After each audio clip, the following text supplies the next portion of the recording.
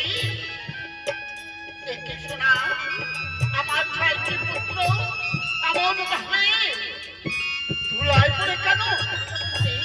কি হয়েছে শোনা, বলো কি হয়েছে যে? জানো না, এদের যে সর্পে দংশন করেছে। সর্পে দংশন করেছে? শোনা, তুমি কোনো চিন্তা করো না শোনা।